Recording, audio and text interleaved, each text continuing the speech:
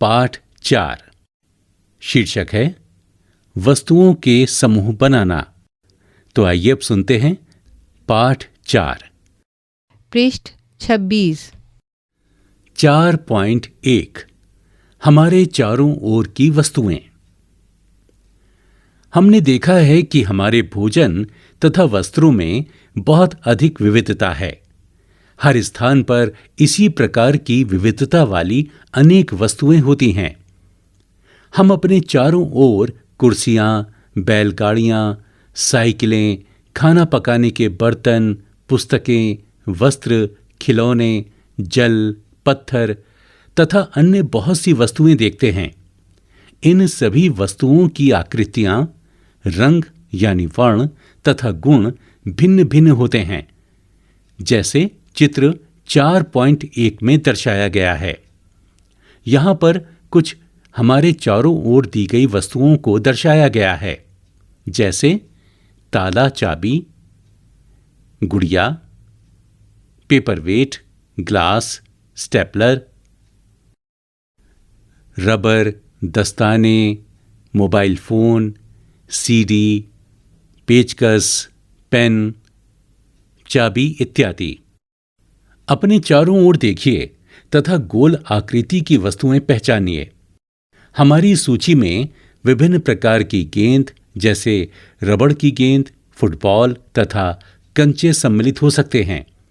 यदि हम अपनी सूची में लगभग गोल वस्तुओं को भी सम्मिलित कर लें तो इसमें सेब, संतरे तथा घड़े जैसी वस्तुओं को भी रखा जा सकता है। मान लीजिए हम ऐसी वस्तुओं पर ध्यान दे रहे हैं जिन्हें खाया जा सकता है, तब हम इस सूची में उन सभी मदों यानी वस्तुओं को सम्मिलित कर सकते हैं जिन्हें हमने अध्याय 1 की सारणियों 1.1, 1.2 एवं 1.3 में सूचीबद्ध किया था। यह भी हो सकता है कि जिन गोल वस्तुओं की सूची हमने अभी बनाई है, उनमें से कुछ वस्तुएं इस समूह में भी सम्मिलित हों। मान लीजिए हम प्लास्टिक की बनी वस्तुओं का एक समूह बनाना चाहते हैं।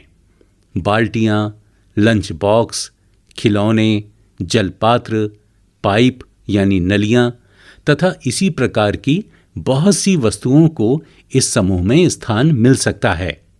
अतः वस्तुओं के समूह बनाने के बहुत से ढंग हैं।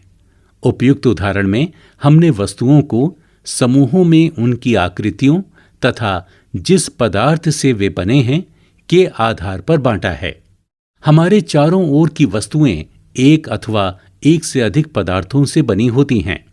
ये पदार्थ कांच, धातुएं, प्लास्टिक, लकड़ी, रुई, कागज, पंख तथा मृदा हो सकते हैं। क्या आप पदार्थों के और अधिक उदाहरणों के विषय में विचार कर सकते हैं? क्रियाकलाप 1। आइए अब हम अपने चारों ओर से जितनी संभव हो सके उतनी वस्तुएं एकत्र करते हैं। हम में से प्रत्येक अपने घर से प्रतिदिन उपयोग होने वाली एक वस्तु ला सकता है तथा कुछ वस्तुएं कक्षा के कमरे से अथवा विद्यालय के बाहर से एकत्र कर सकता है। हमारे इस संग्रह में हमारे पास क्या होगा? चाक, पेंसिल, नोटबुक, रबड़, डस्टर यानी झाड़न, हथौड़ा, कील, साबुन, पहिए का आरा, बैट बल्ला, माचिस की डिब्बी, नमक एवं आलू। पृष्ठ 27। हम वस्तुओं की एक ऐसी सूची भी बना सकते हैं जिनके बारे में हम केवल सोच ही सकते हैं, कक्षा के कमरे में ला नहीं सकते। उदाहरण के लिए दीवार, वृक्ष, दरवाजे, ट्रैक्टर और सड़कें।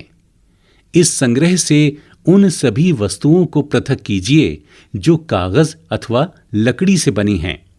इस प्रकार आप सभी वस्तुओं को 2 समूहों में बांट सकते हैं। इनमें एक समूह की सभी वस्तुएं कागज अथवा लकड़ी से बनी हैं तथा इसी प्रकार हम खाना पकाने में उपयोग होने वाली वस्तुओं को पृथक कर सकते हैं। आइए अब हम कुछ अधिक योजनाबद्ध होते हैं। एकत्र की गई सभी वस्तुओं की सारणी 4.1 में सूची बनाइए। प्रत्येक वस्तु जिन जिन पदार्थों से बनी है उनको पहचानने का प्रयास कीजिए। इतनी लंबी सारणी बनाना जिसमें जितनी वस्तुएं संभव हैं उन सभी के बारे में सूचना एकत्र करके लिखना एक कौतुक हो सकता है। एकत्र की गई वस्तुओं में से कुछ वस्तुओं के पदार्थों के बारे में पता लगाना कठिन कार्य प्रतीत हो सकता है। ऐसे प्रकरणों में पदार्थों की पहचान के लिए अपने मित्रों, शिक्षक तथा अभिभावकों से विचार विमर्श कीजिए। सारणी 4.1 वस्तुएं तथा पदार्थ जिनसे ये बनी हैं। वस्तुएं जैसे प्लेट या थाली, पदार्थ जिनसे ये बनी हैं, इस्पात, कांच, प्लास्टिक या अन्य कोई। वस्तुएं जैसे पेन, पदार्थ जिनसे ये बनी हैं, जैसे प्लास्टिक या धातु। यहां पर बूझो को दर्शाया गया है। बूझो ये जानना चाहता है कि क्या हमने यह पता लगाया है कि कुछ पदार्थों का उपयोग एक से अधिक प्रकार की वस्तुओं को बनाने में किया जाता है। क्रियाकलाप 2 सारणी 4.2 में कुछ सामान्य पदार्थों की सूची दी गई है। इसके अतिरिक्त अपनी जानकारी के और अधिक पदार्थ आप इस सारणी के कॉलम 1 में जोड़ सकते हैं। अब प्रयास करके अपनी जानकारी की दैनिक उपयोग में आने वाली उन वस्तुओं के बारे में विचार कीजिए जो मुख्यतः इन्हीं पदार्थों से बनी हैं और उन्हें कॉलम 2 में सूचीबद्ध कीजिए। इन सब सारणियों से हमें क्या पता चलता है? पहले हमने वस्तुओं को कई ढंग से समूहों में रखा। इसके पश्चात हमने यह पाया कि हमारे चारों ओर की वस्तुएं विभिन्न पदार्थों से बनी हैं। सारणी 4.2 समान पदार्थ से बनी विभिन्न प्रकार की वस्तुएं, जैसे पदार्थ लकड़ी, इन पदार्थों से बनी वस्तुएं कुर्सी, मेज, हल, बैलगाड़ी और इसके पहिए। पदार्थ कागज, इससे बनी वस्तुएं पुस्तकें, नोटबुक, समाचार पत्र, खिलौने, कैलेंडर। पदार्थ चमड़ा, जैसे चमड़ा, इससे बनी वस्तुओं के नाम बताइए। प्लास्टिक, इससे बनी वस्तुओं के नाम बताइए। रुई, इस पदार्थ से बनी वस्तुओं के नाम बताइए। पृष्ठ 28 कई बार तो कोई वस्तु एक ही पदार्थ से बनी होती है, तो ऐसा भी होता है कि एक ही वस्तु कई पदार्थों से भी बनी हो सकती है और फिर एक ही पदार्थ के उपयोग से कई वस्तुएं बनाई जा सकती हैं। यह कैसे निश्चित किया जाता है कि किसी दी गई वस्तु को बनाने के लिए कौन सा पदार्थ उपयोग किया जाना चाहिए? ऐसा लगता है कि अभी हमें विभिन्न पदार्थों के बारे में और अधिक जानकारी प्राप्त करने की आवश्यकता है। 4.2 पदार्थों के गुण। क्या आपने कभी यह जानने का प्रयास किया है कि गिलास कपड़े का क्यों नहीं बनाया जाता? अध्याय 3 में कपड़े के टुकड़ों के साथ जो प्रयोग हमने किया था उसे याद कीजिए और यह ध्यान में रखिए कि हम गिलास का उपयोग सामान्यतः द्रवों को रखने के लिए करते हैं। इसलिए अब यदि हम कपड़े का गिलास बनाएं तो क्या हमारा यह कार्य काफी हास्यास्पद प्रतीत नहीं होगा? चित्र 4.2 में कपड़े के गिलास का उपयोग करते हुए एक लड़की को दर्शाया गया है। गिलास बनाने के लिए हमें कांच, प्लास्टिक, धातु अथवा कोई ऐसा पदार्थ चाहिए जो जल को रोक सकता हो।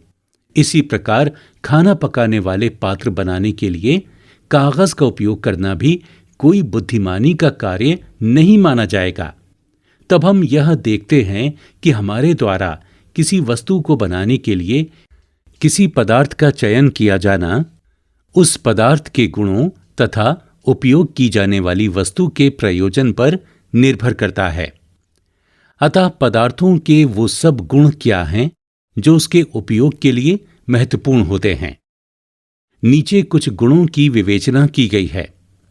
दिखावट। पदार्थ प्रायः एक दूसरे से भिन्न दिखाई देते हैं। लकड़ी लोहे से बिल्कुल भिन्न दिखाई देती है। लोहा तांबे अथवा एल्यूमिनियम से भिन्न दिखाई पड़ता है, परंतु फिर भी लोहे, तांबे तथा एल्यूमिनियम में कुछ समानताएं हो सकती हैं जो लकड़ी में नहीं पाई जाती। क्रियाकलाप 3।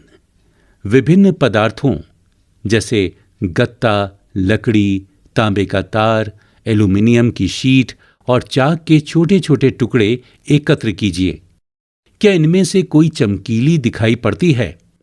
चमकीले पदार्थों को एक समूह में पृथक कीजिए। अब जैसे ही आपके शिक्षक प्रत्येक पदार्थ को 2 भागों में काटें, ताजे कटे पृष्ठों को ध्यान से देखिए, जैसा कि चित्र 4.3 में धातुओं के टुकड़ों को उनकी द्युति देखने के लिए काटा हुआ दर्शाया गया है। आपने क्या पाया? क्या इन पदार्थों में से कुछ के ताजे कटे पृष्ठ चमकीले हैं? इन वस्तुओं को भी चमकीले पदार्थों के समूह में सम्मिलित कीजिए। क्या आप अन्य पदार्थों में इसी प्रकार की कोई चमक अथवा द्युति देखते हैं? जैसे भी संभव हो सके किसी भी ढंग से इन्हें काटिए। ऐसा आप कक्षा में जितने भी पदार्थों के साथ कर सकते हैं कीजिए तथा द्युतिवान तथा द्युतिहीन पदार्थों की सूची बनाइए। पृष्ठ 29। काटने के स्थान पर आप पदार्थों के पृष्ठों को रेगमाल से रगड़कर यह देख सकते हैं कि वे द्युतिवान हैं अथवा नहीं। पदार्थ जिनमें इस प्रकार की द्युति होती है वे प्रायः धातु होते हैं। लोहा, तांबा, एल्यूमिनियम तथा सोना धातुओं के उदाहरण हैं। कुछ धातुएं बहुधा अपनी चमक खो देती हैं और द्युतिहीन यानी निष्प्रभ दिखाई देने लगती हैं। ऐसा उन पर वायु तथा नमी की अभिक्रियाओं के कारण होता है। इसीलिए हमें केवल ताजे कटे पृष्ठों पर ही द्युति दिखाई देती है। जब आप किसी लोहार अथवा वर्कशॉप का भ्रमण करें तो धातु की छड़ों के ताजे कटे पृष्ठों को देखने का प्रयास करें और यह देखें कि इनमें द्युति है अथवा नहीं। कठोरता। जब आप विभिन्न पदार्थों को अपने हाथों से दबाते हैं तो उनमें से कुछ को दबाना यानी संपीड़ित करना कठिन होता है, जबकि कुछ अन्य आसानी से संपीड़ित हो जाते हैं। धातु की एक चाबी लीजिए तथा इससे लकड़ी, एल्यूमिनियम, पत्थर का टुकड़ा, कील, मोमबत्ती, चाक, अन्य कोई पदार्थ अथवा वस्तु के पृष्ठों को खरोंचने का प्रयास कीजिए। आप कुछ पदार्थों को आसानी से खरोंच सकते हैं, जबकि कुछ अन्य पदार्थों को इतनी आसानी से नहीं खरोंचा जा सकता। वे पदार्थ जिन्हें आसानी से संपीड़ित किया अथवा खरोंचा जा सकता है कोमल पदार्थ कहलाते हैं, जबकि अन्य पदार्थ जिन्हें संपीड़ित करना कठिन होता है कठोर पदार्थ कहलाते हैं। उदाहरण के लिए रुई अथवा स्पंज कोमल हैं, जबकि लकड़ी कठोर है। दिखावट में पदार्थों में विभिन्न गुण हो सकते हैं, जैसे द्युति, कठोरता, रुक्ष यानी खुरदरा अथवा चिकना होना। क्या आप अन्य गुणों के बारे में सोच सकते हैं जो किसी पदार्थ की दिखावट का वर्णन करते हैं? विलय अथवा अविलय। क्रियाकलाप 4। कुछ ठोस पदार्थों जैसे चीनी, नमक, चाक पाउडर, बालू यानी रेत तथा लकड़ी के बुरादे के नमूने एकत्र कीजिए। कांच के 5 गिलास लीजिए। प्रत्येक गिलास के लगभग 2/3 भाग में जल भरिए। पहले गिलास में कुछ मात्रा में चम्मच भरकर चीनी, दूसरे में नमक तथा इसी प्रकार शेष गिलासों में अन्य पदार्थ मिलाइए। प्रत्येक गिलास की अंतर वस्तु को चम्मच से विलोड़ित कीजिए यानी धीरे धीरे हिलाइए। कुछ मिनट तक प्रतीक्षा कीजिए। प्रेक्षण कीजिए और पता लगाइए कि जल में मिलाए गए पदार्थों का क्या होता है। चित्र 4.4 में यही दर्शाया गया है। इसमें 2 कंटेनर दर्शाए गए हैं जिसमें दिखाया गया है कि क्या लुप्त होता है और क्या नहीं। अपने प्रेक्षणों को सारणी 4.3 में दर्शाए अनुसार नोट कीजिए। सारणी 4.3, इसमें विभिन्न ठोस पदार्थों को जल में मिश्रित करना दर्शाया गया है। पदार्थ जैसे नमक जल में लुप्त हो जाता है या लुप्त नहीं होता, जल में पूर्णतः लुप्त हो जाता है। इसी प्रकार अब इन पदार्थों के बारे में भी बताइए।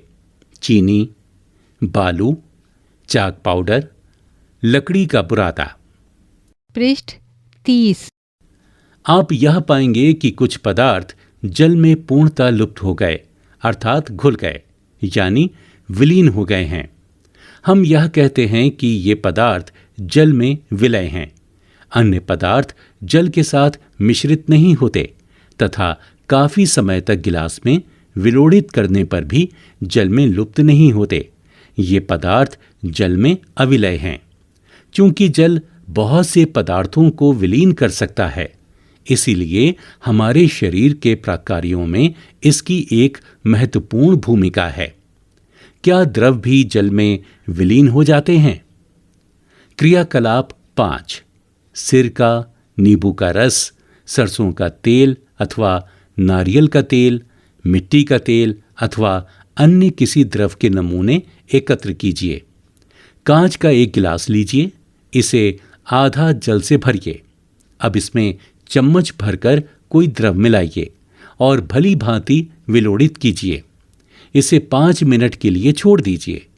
प्रेक्षण कीजिए कि क्या यह द्रव जल के साथ मिश्रित हो जाता है। चित्र 4.5 में 2 कंटेनर दिखाए गए हैं, ए और बी। कुछ द्रव जल में भली भांति मिश्रित हो जाते हैं, जैसा कि कंटेनर ए में दिखाया गया है, जबकि बी में कुछ नहीं होते। जितने अधिक अन्य द्रव आपको उपलब्ध हो सकें, उन सभी के साथ इस प्रयोग को दोहराइए। अपने प्रेक्षणों को सारणी 4.4 में लिखिए। हम ये देखते हैं कि कुछ द्रव जल में पूर्णतः मिश्रित हो जाते हैं, कुछ अन्य द्रव जल में मिश्रित नहीं होते और कुछ समय तक ऐसे ही छोड़ देने पर अपनी पृथक परत बना लेते हैं। सारणी 4.4, यहाँ कुछ सामान्य द्रवों की जल में विलयता के बारे में दर्शाया गया है।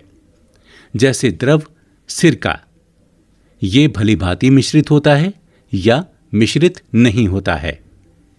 ये भली भांति मिश्रित होता है। इसी प्रकार आगे बताइए। नींबू का रस, सरसों का तेल, नारियल का तेल या किरोसिन, ये द्रव भली भांति जल में मिश्रित होते हैं अथवा नहीं। यहाँ पर बूझों को दर्शाया गया है। बूझो यह सुझाव देता है कि हमें यह भी जांच करनी चाहिए कि हमने क्रियाकलाप 5 में जिन द्रवों का उपयोग किया था, क्या जल के अतिरिक्त किसी अन्य द्रव में भली भांति मिश्रित हो जाते हैं। पहेली यह जानने के लिए उत्सुक है कि क्या गैसें भी जल में विलीन हो जाती हैं। कुछ गैसें जल में विलय हैं, जबकि अन्य नहीं हैं। सामान्यतः जल में कुछ गैसें थोड़ी मात्रा में विलीन होती हैं। उदाहरण के लिए जल में विलीन ऑक्सीजन गैस जल में रहने वाले जंतुओं एवं पादपों की उत्तरजीविता के लिए अत्यंत महत्वपूर्ण है। वस्तुएं जल में तैर अथवा डूब सकती हैं। क्रियाकलाप 4 करते समय आपने यह ध्यान दिया होगा कि जल में अविलय ठोस जल से पृथक हो जाते हैं। क्रियाकलाप 5 में भी आपने कुछ द्रवों के साथ ऐसा ही देखा होगा। इनमें से कुछ पदार्थ जो जल में मिश्रित नहीं हो पाए, वे जल के पृष्ठ पर आकर तैरने लगे थे। पृष्ठ 31।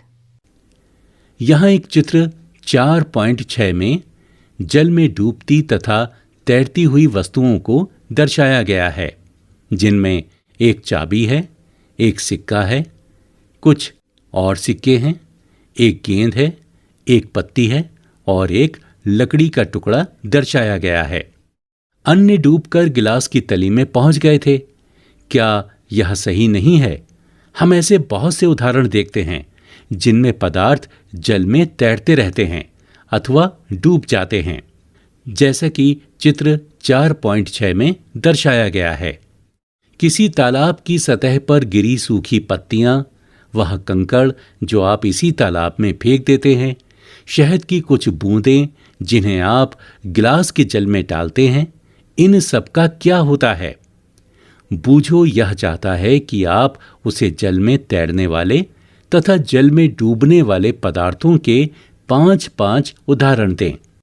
अन्य द्रवों जैसे तेल में यही पदार्थ तैरते हैं अथवा डूब जाते हैं। इसे देखने के लिए आप किस प्रकार परीक्षण करेंगे? पारदर्शिता। आपने लुका छिपी का खेल खेला होगा। उन स्थानों के बारे में विचार करिए जहां आप खेलते समय छिपना चाहेंगे, ताकि आप दूसरों को दिखाई ना दें। आपने इन स्थानों को ही क्यों चुना? क्या आपने कभी शीशे की खिड़की के पीछे छिपने का प्रयास किया है? स्पष्ट रूप से नहीं, क्योंकि ऐसा करने पर आपका मित्र शीशे से देखकर आपका पता लगा लेगा। उन पदार्थों अथवा सामग्रियों जिनसे होकर वस्तुओं को देखा जा सकता है, उन्हें पारदर्शी कहते हैं। चित्र 4.7। इस चित्र में मुखावरण अपारदर्शी, पारदर्शी और पारभासी दिखाया गया है। कांच, जल, वायु तथा कुछ प्लास्टिक पारदर्शी पदार्थों के उदाहरण हैं।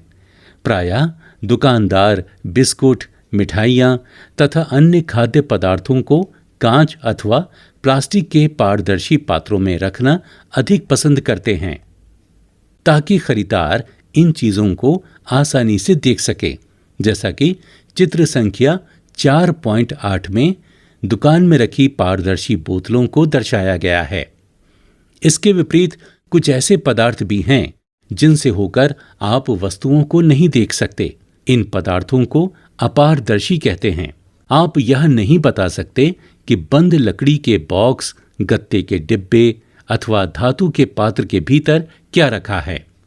लकड़ी, गत्ता तथा धातुएं अपारदर्शी पदार्थों के उदाहरण हैं। क्या अब हम यह समझते हैं कि हम बिना किसी भ्रांति के सभी पदार्थों एवं वस्तुओं को पारदर्शी अथवा अपारदर्शी में समूहित कर सकते हैं? क्रियाकलाप 6। कागज की एक शीट लीजिए और इससे होकर किसी प्रदीप्त बल्ब को देखिए। इस संबंध में अपने प्रेक्षण नोट कीजिए। अब कागज की शीट के बीच में 2-3 बूंद खाने का तेल या मक्खन डालकर इसे फैलाइए। कागज के उस भाग से जहां तेल फैला है, प्रदीप्त बल्ब को दोबारा ध्यान से देखिए। अब आप क्या देखते हैं? क्या आप यह पाते हैं कि अब बल्ब हमें पहले की अपेक्षा और अधिक स्पष्ट दिखाई देता है? परंतु क्या आप इस चिकने कागज से होकर प्रत्येक वस्तु को पूर्णतः स्पष्ट देख लेते हैं? कदाचित नहीं। ऐसे पदार्थों जिनसे होकर वस्तुओं को देख तो सकते हैं, परंतु बहुत स्पष्ट नहीं देखा जा सकता, उन्हें पारभासी कहते हैं। कागज पर लगे उस तैलीय धब्बे को याद कीजिए जिसका उपयोग हमने खाद्य पदार्थों का वसा के लिए परीक्षण करने में किया था। वह भी पारभासी ही था। क्या आप पारभासी पदार्थों के कुछ और उदाहरणों पर सोच विचार कर सकते हैं? अतः हम पदार्थों को अपारदर्शी, पारदर्शी तथा पारभासी के रूप में समूहों में बांट सकते हैं। पहली किसी अंधेरे वाले स्थान पर टॉर्च के कांच को हथेली से ढकने का सुझाव देती है। टॉर्च का स्विच ऑन करके हथेली के दूसरी ओर का प्रेक्षण कीजिए। वह यह जानना चाहती है कि क्या आपकी हथेली अपारदर्शी है, पारदर्शी है अथवा पारभासी। चित्र 4.9। इस चित्र में एक टॉर्च के ऊपर हाथ रखकर टॉर्च के प्रकाश को आपकी हथेली से गुजरता दर्शाया गया है। हमने यह सीख लिया है कि पदार्थों की अपनी भिन्न दिखावट होती हैं तथा इनके जल अथवा अन्य द्रवों में मिश्रित होने के ढंग भिन्न भिन्न होते हैं। वे जल में तैर अथवा डूब सकते हैं अथवा पारदर्शी, अपारदर्शी और पारभासी हो सकते हैं। पदार्थों का समूहन उनके गुणों में समानताओं अथवा विभिन्नताओं के आधार पर किया जा सकता है। हमें पदार्थों को समूहों में रखने की आवश्यकता क्यों पड़ती है? दैनिक जीवन में हम प्रायः पदार्थों का समूहन अपनी सुविधा के लिए करते हैं। घर में हम अपनी वस्तुओं का भंडारण सामान्यतः इस प्रकार करते हैं कि एक जैसी वस्तुएं एक साथ रखी हों। इस प्रकार की व्यवस्था द्वारा हम आसानी से उनका पता लगा सकते हैं। इसी प्रकार कोई पंसारी प्रायः सभी प्रकार के बिस्कुटों को अपनी दुकान के एक कोने में रखता है, सभी साबुनों को अन्य स्थान पर, जबकि अनाज तथा दालों का भंडारण किसी अन्य स्थान पर करता है। इस प्रकार के समूहन के लाभप्रद होने का एक दूसरा कारण भी है। पदार्थों को इस प्रकार समूहों में बांटकर उनके गुणों का अध्ययन तथा इन गुणों में किन्हीं भी पैटर्नों का अवलोकन करना सुविधाजनक बन जाता है।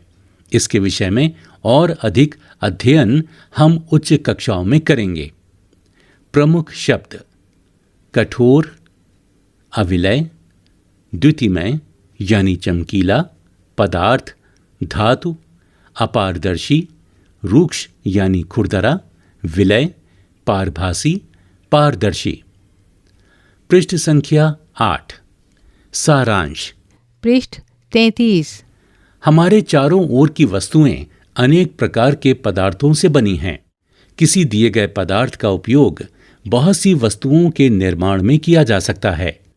किसी वस्तु को केवल एक ही पदार्थ से भी बनाना संभव हो सकता है अथवा उसे विभिन्न प्रकार के पदार्थों से भी बनाया जा सकता है। विभिन्न प्रकार के पदार्थों के गुण भिन्न भिन्न होते हैं। कुछ पदार्थ दिखावट में चमकदार होते हैं जबकि अन्य नहीं होते। कुछ खुरदरे होते हैं तो कुछ अन्य चिकने यानी मसूड़। इसी प्रकार कुछ पदार्थ स्पर्श करने पर कठोर लगते हैं तो कुछ अन्य कोमल लगते हैं। कुछ पदार्थ जल में विलय होते हैं जबकि कुछ अन्य अविलय होते हैं। कुछ पदार्थ जैसे कांच पारदर्शी होते हैं तथा कुछ अन्य जैसे लकड़ी एवं धातुएं अपारदर्शी होते हैं। कुछ पदार्थ पारभासी होते हैं। पदार्थों को उनके गुणों में समानताओं तथा विभिन्नताओं के आधार पर समूहों में बांटा जाता है। वस्तुओं को सुविधा तथा उनके गुणों के अध्ययन के लिए एक साथ समूहित किया जाता है। अभ्यास। अगर आपको यह कहानी पसंद आई हो तो लाइक करिए और इसी तरह की और कहानियों तथा किताबों को सुनने के लिए सब्सक्राइब करें हमारे चैनल को और दबाएं बेल आइकन।